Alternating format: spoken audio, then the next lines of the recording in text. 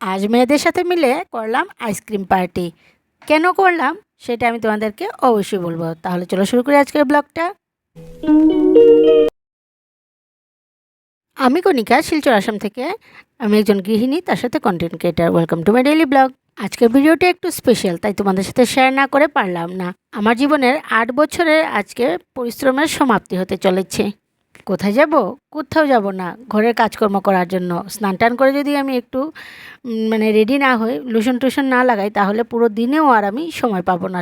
একদম কাজ শেষ করার পর বিকেলের দিকে আমি সময় পাবো আমার শরীরের যত্ন করার জন্য। তাই সকালে যখন আমি স্নান করি, আমি তখনই একটুখানি রেডি হয়ে নিই। তা না হলে আর পুরো দিনেও সময় বের করা অসম্ভব। ঘরের কাজ তোমরা ভাবতে পারো তুই 4জন লোকের আর কি কাজ। কি কাজ তোমরা তো দেখো, আমি তো ভিডিও করি, সব কাজই তোমাদের দেখাই। এত সব কাজ সারা দিনেও শেষ হয় না। ওই বিকেলের আগে কোনো মতেও কাজ শেষ করা যায় না। তাহলে সকালের ঘরের যাবতীয় কাজকর্ম করে কাপড় জামা ধুয়ে একদম শুকোতে দিয়ে আসলাম। তারপর বাসি বাসনগুলো মেজে নিলাম। দেখতে পাচ্ছ কত বাসন হয়। অনেকে বলবে এই 4জন লোকের আর কত বাসন, যে মানে ধোয় আর যারা ঘরে কাজ করে তারাই জানে। আবার ঘরদোর পরিষ্কার না থাকলে আমার একদমই কাজকর্ম করতে মন বসে না। রান্নাবান্না করতে সময় সিঙ্ক, তারপর যা ঘরে যাবতীয় রান্নাঘর, এগুলো পরিষ্কার না থাকলে আমার আবার কাজ করতে ভালো লাগে না। আজ একটা ভালো হয়েছিল যে আগের দিনই মাছটা এনে রেখে দিয়েছিল।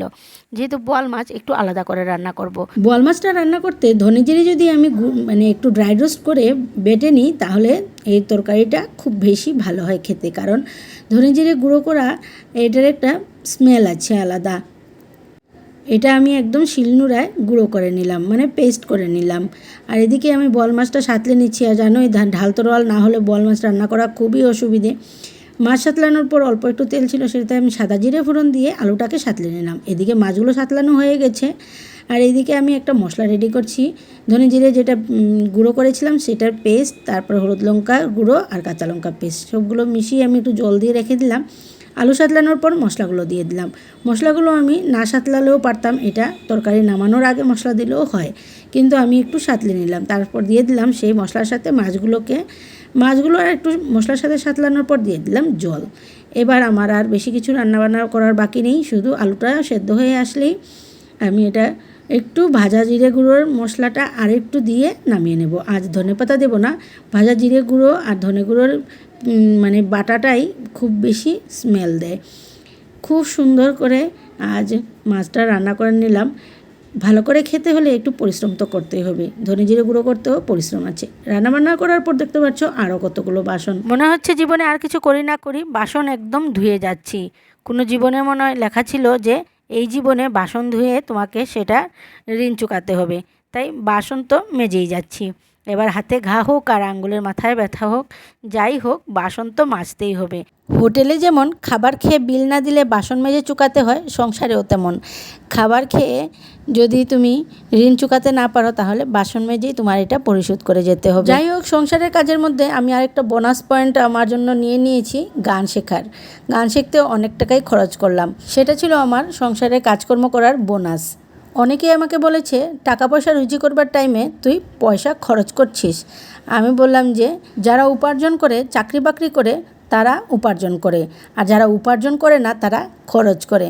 আমাকে যেহেতু আমার হাজব্যান্ড কোনো চাকরি বাকরি করে আমাকে উপার্জন করতে দেয় না, তাই আমি খরচের পথটা বের করে নিয়েছি। উপার্জন না করতে পারলে কি হলো, খরচ তো করতে পারি। এগুলো আমি মজা করে বললাম তোমাদের সাথে। যাই হোক, আজ আমি যাচ্ছি আমার নজরুলের বিশারদ দিতে। নজরুল শিখেছিলাম আর ক্লাসিক্যাল শিখেছিলাম। ক্লাসিক্যালের গত বছরই আমি বিশারদ দিয়ে দিয়েছি, আর এবার দিচ্ছি আমি নজরুলের বিশারদ। ক্লাসিক্যাল বিশারদ আর নজরুলের বিশারদ দুটো আমি একসাথে দিতে পারতাম, কিন্তু দুটো বিশারদ একসাথে হয় না, কারণ এটাতে ভাস্ট কোর্স থাকে। কোর্সটা অনেক বড়, প্রায় 27টা গান এবার আমাকে করতে হয়েছে।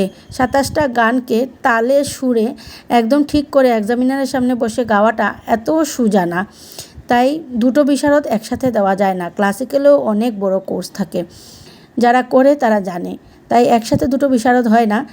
লাস্ট ইয়ার ক্লাসিক্যাল কমপ্লিট হয়ে গেছে, এবার আমার নজরুলের বিশারদটাও কমপ্লিট হয়ে যাবে। তারপর কি গান শেখা শেষ? না, তারপর তো গান শেখা শুরু। কীভাবে গান গাইতে হয়, কীভাবে প্রেজেন্টেশন করতে হয়, সেইগুলো শিখতে হবে।